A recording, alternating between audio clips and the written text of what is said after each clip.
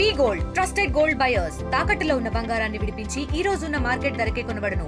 మరిన్ని వివరాలకు సంప్రదించండి 77107720. టీఆర్ఎస్ కార్యకర్తలు నాయకులు అందరూ కలిసి ఏదైతే నిన్నటి రోజు హరీష్ రావుపై సంతోష్ రావుపై అనుచిత వ్యాఖ్యలు చేసిన నిరసనగా ఇవాళ కవితక్క అస్థిబొమ్మ కాలవేయడం జరిగింది.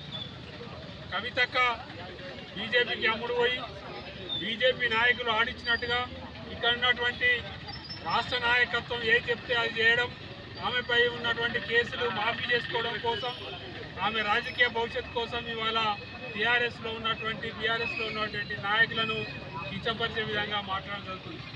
ఇన్ని రోజులు ఒక నాయకులను మాట్లాడితే కవిత ఇప్పటికైనా గుర్తుపెట్టుకో, మీ నాన్న గురించి కూడా మాట్లాడినట్టు ఉంటుంది.